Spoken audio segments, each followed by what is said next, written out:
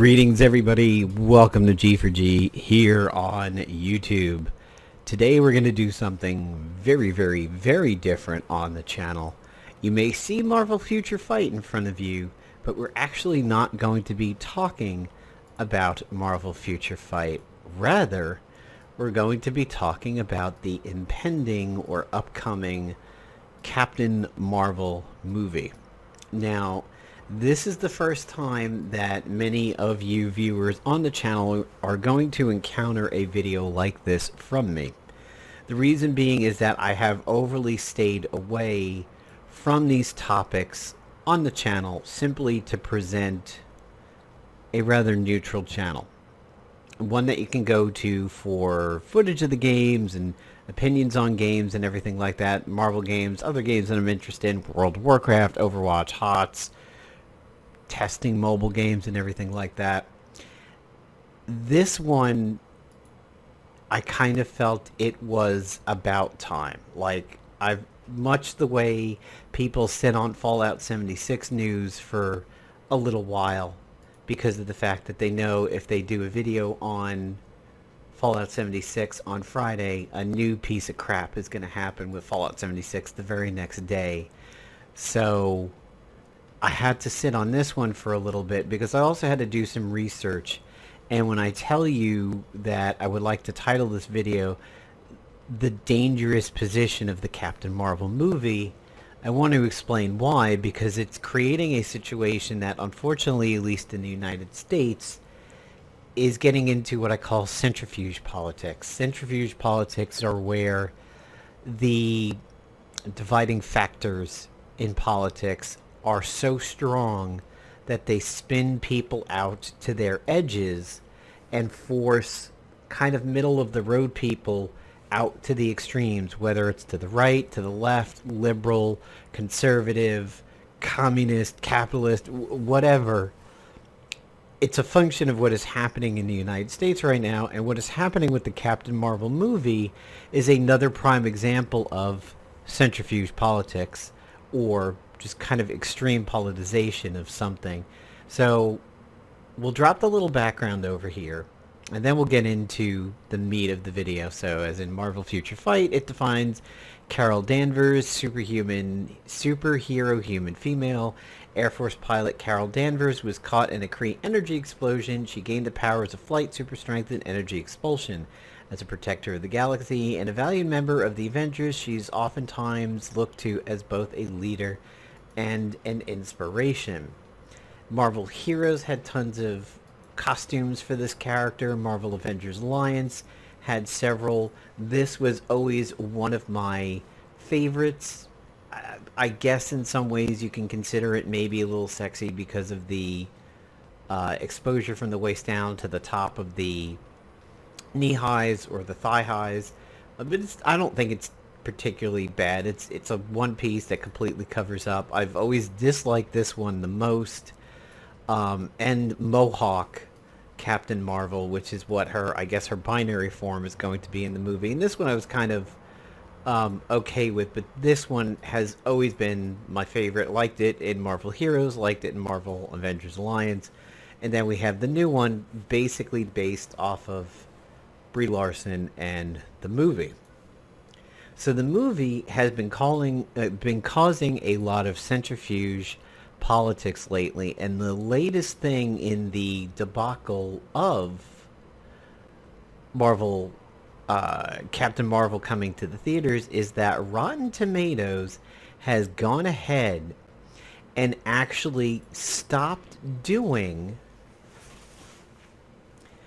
review scores, the pre-review scores, the I want to see scores. Now, if you've been following the issue, a lot of people have been using the Rotten Tomatoes I want to see this movie spot on their website to say that they don't want to see Captain Marvel. And the reason why they're saying that is because of her rather political feminist stance and the things that she said. They date back to an interview that she did for a magazine after a while ago, and she made reference to Wrinkle in Time, and she was trying to say that she was just kind of getting tired of seeing all these white male dude reviewers and everything like that. And she said, I want to know about Wrinkle in Time from the perspective of a person of color, a girl, a trans girl, a person of color trans girl, or something like that. That's who I want to see. That's whose perspective I want to see. And then when it came time to go on the press tour for Captain Marvel, she made some statements that she often sees on these press junkets, that all the reviewers are just white male guys, and she would like to see essentially some more diversity in it. Now, I'm going to give you my stance right here at the beginning, and then I'm going to discuss the topic, because I think it'll help if you know where I'm coming from when I say what I say, rather than it be a mystery or you lose my perspective in the mix.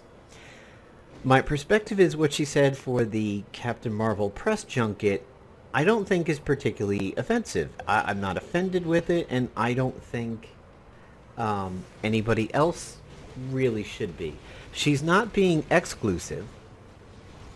She's attempting to be more inclusive. She isn't saying that she wants to see the white dude reviewers go away on a press junket. She would like to see a little more diversity in it, and I really don't think that's a bad thing at all.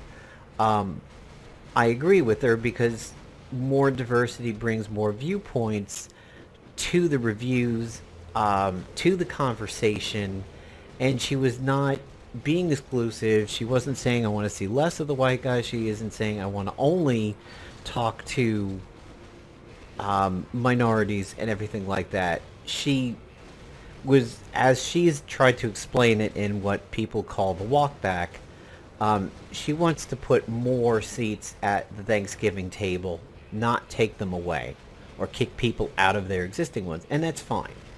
What she said in reference to Wrinkle of Time, however, I think is something that needs to be talked about, saying that I don't want a white dude telling me what they think about Wrinkle in Time. I want a different perspective on it. Well, now you're being exclusive. Now she's essentially saying, I'm going to throw out this opinion based on a factor, and those factors are being white and a dude. That, however, is exclusive. And the reason why this is a big statement for me is because one of the videos that I was watching in reference to what's happening on Rotten Tomatoes, the guy is definitely right-oriented. He's conservative. He's not left. He's not what you would call an SJW by any stretch. The guy mentioned, when he was quoting that quote about Wrinkle in Time, he said, he was quoting it like, such and such a movie isn't for you, meaning the white guys that she's talking about, Wrinkle in Time, and neither is Captain Marvel. And this is where I pumped the brakes and got pissed off at the situation. The first time I heard it, I immediately put it in my brain and thought Brie Larson said that in this Marie Claire interview. And it really got me pissed off about it, because now we are saying an exclusive statement, and now she is saying what I thought at the time. Miss Marvel is not going to be for your everyday normal motherfucker white guy going to see a comic movie. That really, really pissed me off, because if she had said that, you're alienating one of the core components of the moviegoer in this situation. This isn't a rom-com. This isn't a very standalone movie like, say, Wonder Woman. You could have two very different sets of people who go to see Wonder Woman. You have people who could go to see it from a perspective of, I want to see a strong female hero. This is an idol. This is an icon. This is somebody I look up to. Finally, a good movie about a strong woman superhero. Yay women, go me. Everything like that. Perfectly fine. And then you have the comic people who will consume the movie as a product because it is a comic movie, and that is whether you're a fan of anything DC Universe, anything comic related, comic movies, whatever. So, and you know, you're going to have people who fit both of those bills. They want to see a strong female lead. They want to see women represented properly in a superhero movie, and they're a fan of all things comic and DC and so on. With Captain Marvel over here, it's considerably different. This is not going to be a standalone film. This is going to be that bridge going into Avengers Infinity War. This is the French onion soup you get at the beginning of your meal that is Infinity War. That's not to downplay this movie. Don't misunderstand. I'm not saying this thing is a cookie before a meal or something like that. It's going to be whatever movie it is. What I'm saying is that this movie has heavy, heavy ties to the Avengers series. You were set up to think that when, as Nick Fury has, and I'm not going to do a spoiler here, but as Nick Fury has his, quote, issues at the end of Infinity War, I've been saying Infinity War, I mean Endgame for what I was saying. When Nick Fury has his quote-unquote issue at the end of Infinity War, you are set up to understand that he's essentially space paging Captain Marvel. Like, you know that. You see that symbol. You researched it if you didn't know what it is. Like, you get the fact that it's like paging Mr. Herman. Mr. Herman, you have a Thanos in the lobby. So that draws you to this movie as, hey, this movie is integral, a huge thing going into Endgame. And we know Endgame's coming out a few months later. And the belief is, of course, that Captain Marvel heavily features in that. There's a lot of thoughts that maybe Captain Marvel will be one of the big saviors. I don't necessarily know it'll go that way. It may be Captain Marvel gets us Adam Warlock, who becomes one of the big heroes in Endgame. But again, we haven't seen the movie. We don't really know yet. It's all conjecture. We know the MCU does do things a little bit differently than how they were represented in the comics. So I can't really speak on exactly what Carol's part is going to be in Endgame. But you are led to believe this is a bridge to the next movie. This is a taco stand on the middle of the bridge where you stop for a few minutes and you get some food and then you continue over the bridge to Endgame. So this movie has a far bigger significance than any standalone movie, like Wonder Woman as a comparison. So if you are Brie and you're sitting there saying this movie isn't for your regular everyday old 40-year-old white dude, you just shit where you eat. You did something cats know not to do, and that's take a dump on the floor near where your food bowl is. Now, as it turns out, that statement wasn't made by her. I went back and rewatched the video several times. I looked at the article that was being displayed on the screen at the time this guy was saying that, and realized he was being snotty and giving his own opinion on the situation. And Brie Larson didn't in fact say that Captain Marvel was not for just a regular old 40-year-old white dude. And that calmed me down quite a bit. And I was very happy to hear that, because I would have thought that would be very, very stupid on her part to say something like that. That being said, as I told you I'm going to give you my opinion straight out. I'm going to see this film regardless. I don't care what happens for review sites. I don't care if it's a splat, a bomb, a bust, the greatest movie of all time, the next Black Panther, the next first Avengers. It doesn't matter to me how everything is going down now. I'm still going to see the movie. I'm going to it. Girlfriend's coming with me. We're probably going to Alamo, and I'm going to avoid the 85 things on the Alamo menu that have green hatch chili in it, and I'm probably going to get my hot wings and something to drink. And she's going to get something to drink too, probably a Moscow Mule. So that's fully the intent. Nothing is going to stop me from getting in the car that day and going and seeing this. I don't care what Brie says. Um, Short of every man on this planet should die, I'm still going to go see it. That's a little extreme, but I can separate out who a person is in their real life, Brie, from Carol Danvers slash Captain Marvel. I don't expect her to bring those politics to the movie. Brie is Brie, and what is she saying out there as Brie Larson is her good thing. Like, I wouldn't go back and watch a old episode of, I think it was Singled Out on MTV. It was like the romantic game show thing. And if I saw Jenny McCarthy in there, what she did in that episode to me is very different from being an anti-vaxxer nut job that she is now, and probably going to cause a measles epidemic within a 10-mile radius of her house. That's totally different. And I get that. And people who like follow wrestling, they know there's a wrestling personality and a real personality. If they're into UFC, they know who's a shit talker before matches because it brings up hype, and who actually really isn't an asshole despite what their hype makes them sound like say Chael Sonnen or something like that. I can separate that out. I can draw that line, and I can be not affected by it. So I do plan to see this movie regardless. But how this whole situation is extremely dangerous is that you have two very distinct sides forming, two camps forming across a river from each other on this one.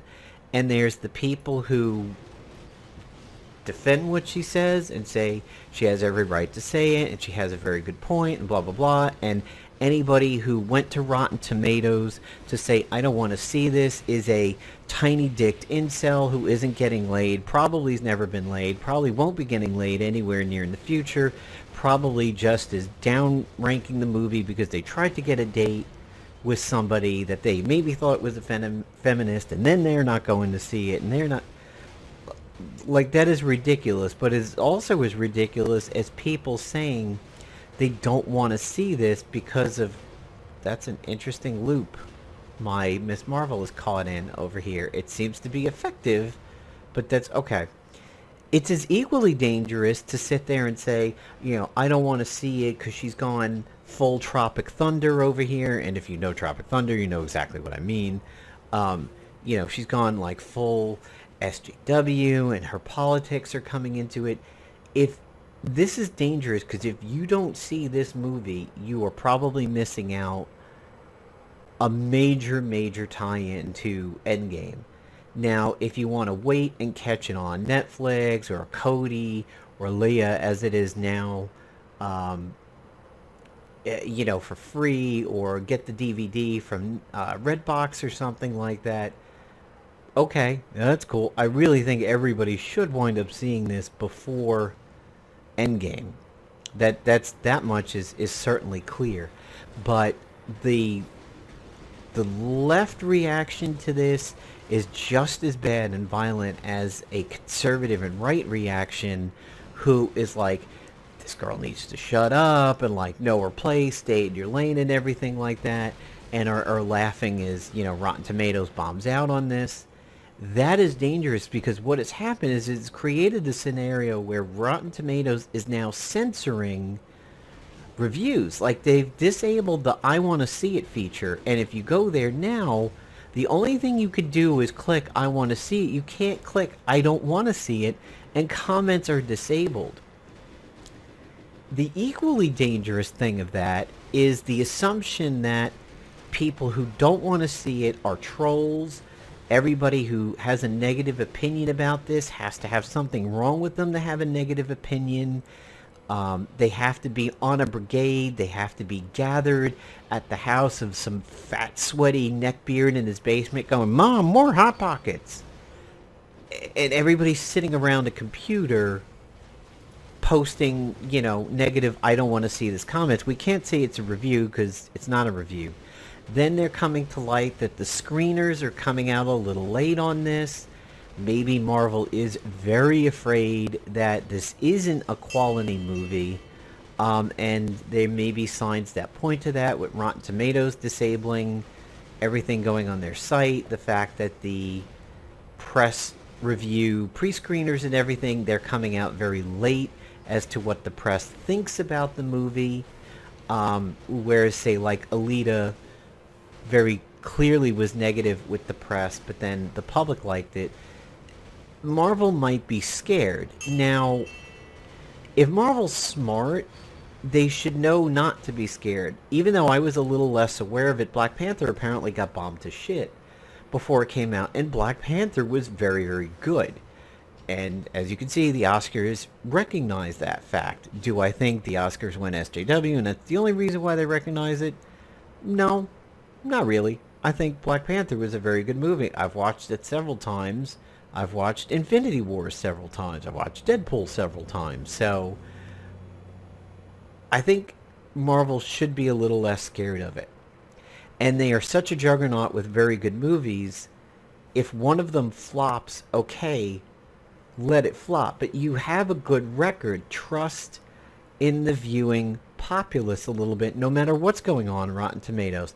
Look at Venom as an example. Okay, Venom is Sony, not published through the MCU, but Venom was shit on by critics, saying it's an older style movie, it's like misogynistic because he's making out with a symbiote version of himself, sort of ex-girlfriend, blah blah blah.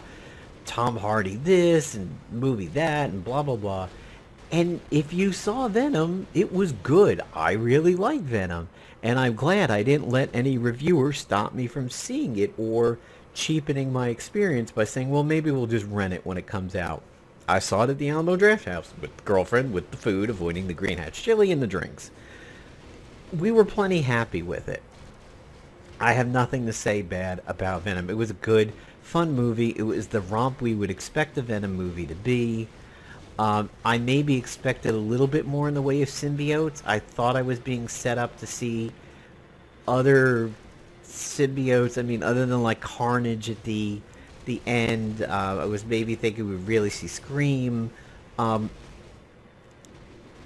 know, I really did like it, and I'm glad I didn't let the reviewers sway me and her from going to see that. So with Miss Marvel, no matter what happens, I'm going to go see it. It's kind of become a tradition now between me and her that we see Marvel movies over there, and we have stuck with it. We talked about the latest Jurassic Park, and we didn't go see it, even though we said about it several times, but we have been very, very religious about like seeing the Marvel movies, so this is going to get seen regardless. And that's where all the danger in this is centrifuge politics have spun people out into believing that there is something wrong with you. You are a bad person if you don't want to go see this. And then the right side of this, the conservative side of it, is laughing at you the whole way through for being so radical about it. And you have somebody making statements like "End Captain Marvel 2" in reference to "I don't want this movie is not for you."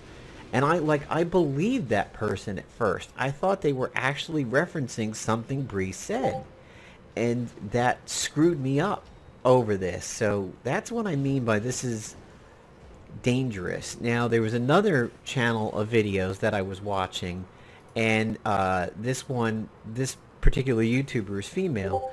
She's also getting very upset about Captain Marvel and a lot of the things Brie is saying, and she brings up points like, you know, this would really suck if Captain Marvel comes in and is the big end-all be-all fix of it, the person who undoes everything when there's so much build-up for Thor and Thor's personal tragedy and Iron Man and everything he overcomes.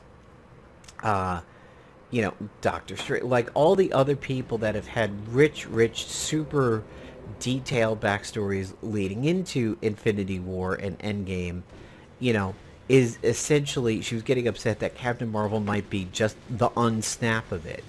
Well, I don't know that it's going to go that way. I don't know yet that Carol Danvers is going to be the one to come in and save everything, no matter what anybody else did before her. So I don't have that opinion right now. I'm going to wait and see. before I make a decision on that. And here's somebody being rather strong like, this sucks. However, she brings up pretty good points about Brie and what Brie has been saying recently and some of the recent backtracks, and also the Rotten Tomatoes censorship and everything. It was through her that I saw a clip of Brie saying, I was doing all this training for the movie and being a woman warrior, and I know judo now. It's so interesting to think that I could see this dude on the street in a denim jacket and be like, I can flip that guy now. She was taken as, oh, she's promoting violence and blah, blah, blah. I think that's a bit of a stretch and a little bit of an assumption there that that's not what she's saying. At least that's not what she said by the time she cuts the clip off of Brie saying it.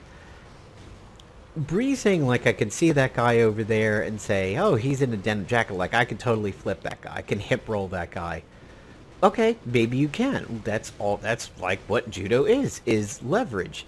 Maybe it's a slam on Ronda Rousey, who was trying to be Miss Marvel several years ago, who looked the part and may have been an excellent choice for Carol Danvers. The thing is, I don't really know that Ronda Rousey can act so well. Just look at her WWE promos that she cuts. She's not really that good of an actress. So yeah, I don't know that Ronda would carry a full movie. But she looked the part. She would be athletic enough for it. She would probably be doing a lot of her own stunts, which would be cool. Maybe that's what the slam was. Maybe what she was saying isn't that she's promoting violence and that she's going to go up to this dude and fucking hip roll him into the street because he dropped a gum wrapper 2 blocks back. It could be her saying that she's less afraid to walk down the street at night and think, if one of these guys rolls up on me and tries to mug me or do something, I can defend myself. And I'm confident that I will not easily be a victim as I have in the past. That's another way that you could take that statement, but that's the problem with centrifuge politics. You go completely to a side and you stick with it, and you don't see other viewpoints. And this is where I like being a bit more of a centrist, and I like seeing all sides of it and having the ability to talk about it.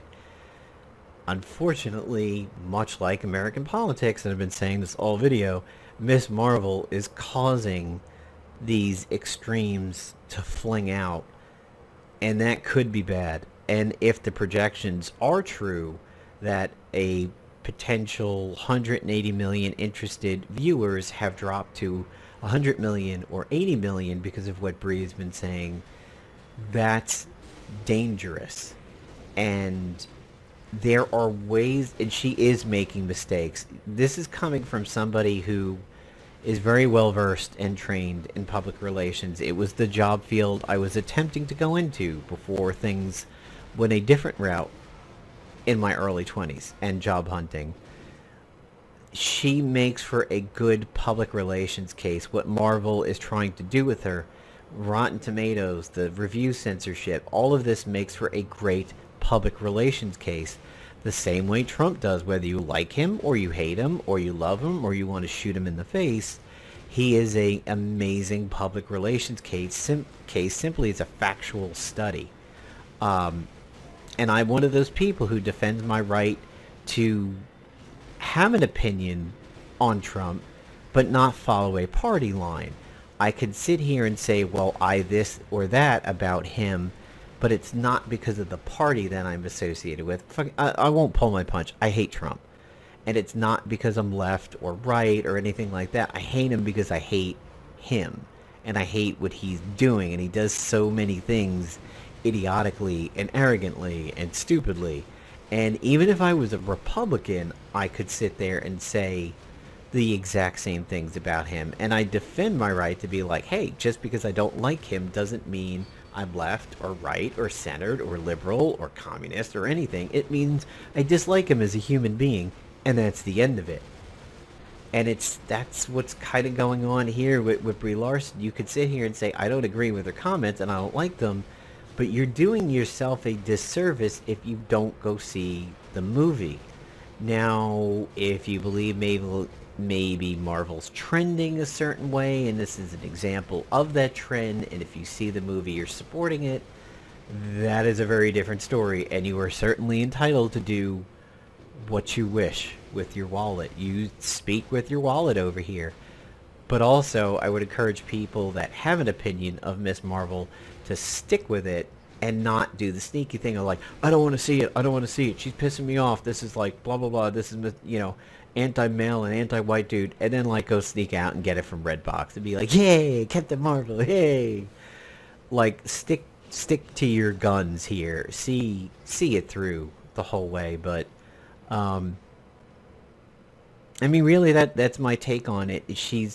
This movie is setting a dangerous precedent right now that I think none of the other Marvel movies have. And if it makes moviegoers avoid the movie experience, in this case Captain Marvel, they're really probably going to screw themselves up for Endgame. And I think it is a shame, because this is definitely on the same dinner table as Endgame, and this is a course before the main meal.